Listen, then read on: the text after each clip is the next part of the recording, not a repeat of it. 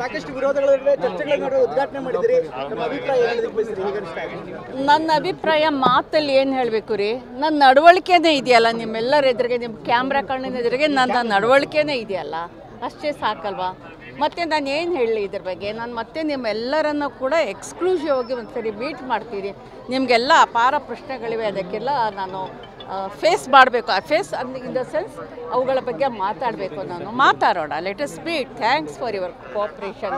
ಕೊನೆಯಲ್ಲೂ ಕೂಡ ಒಂದು ಸಂದೇಶವನ್ನು ಕೊಟ್ರಿ, ಒಂದಷ್ಟು ಸಂದೇಶವನ್ನು ಕೊನೆಯಲ್ಲೂ ಕೂಡ ಕೊಟ್ರಿ. ತಾವು ಮತ್ತೆ ಈ ರೀತಿ ಆಚರಣೆಗಳಿಗೆ ಸಂಬಂಧಪಟ್ಟಂತೆ ಒಂದು ಸಂದೇಶವನ್ನು ಕೊಟ್ರಿ. ನಾಳೆ ಅದ್ರ ಬಗ್ಗೆ ಒಂದು ಅಧಿಕೃತವಾಗಿ ಒಂದು ಪ್ರಕಟಣೆ ಬರುತ್ತೆ ಅಂತಲೂ ಕೂಡ ಹೇಳಿದ್ರಿ. ಆ ವಿಚಾರ ಬಗ್ಗೆ ಹೇಳೋದು ಇಲ್ಲ, ಆ ವಿಚಾರದ ಬಗ್ಗೆ ನಾನು ಏನು ಹೇಳುವಂಥದ್ದು, ಇದು ನೋಡಿ, ನಾನು ಹೇಳಿದ್ದೀನಿ, ನಾನು ನನ್ನ ಧರ್ಮವನ್ನು ನಾನು ಪಾಲಿಸ್ತೀನಿ. ಅದು ಭಾಳ ವೈಯಕ್ತಿಕವಾದಂಥದ್ದು, ಅದು ಯಾವತ್ತೂ ಹೊಸಲು ದಾಟಿಲ್ಲ. ಅದನ್ನು ನಾನು ನಮಾಜ್ ಮಾಡ್ತೀನೋ, ರೋಜಾ ಮಾಡ್ತೀನೋ, ನನ್ನದು ಮತ್ತು ಭಗವಂತನ ಒಂದು ತಾಧ್ಯಾತ್ಮತೆ ಇದೆಯೋ, ನನ್ನ ಏಕಾಂತಿಯಾಗಿ ಪ್ರಾರ್ಥನೆ ಇದೆಯೋ, ಇಟ್ಸ್ ಎ ಡಿಫ್ರೆಂಟ್ ಥಿಂಗ್. ಅದನ್ನು ಯಾವತ್ತೂ ಕೂಡ ನಾನು ಹೊಸಲು ದಾಟಿಲ್ಲ. ಆದರೆ ನನಗೆ ಬೇರೆ ಮತಗಳ ಬಗ್ಗೆ, ಬೇರೆ ಧರ್ಮಗಳ ಬಗ್ಗೆ ಅಪಾರ ಗೌರವ ಇದೆ.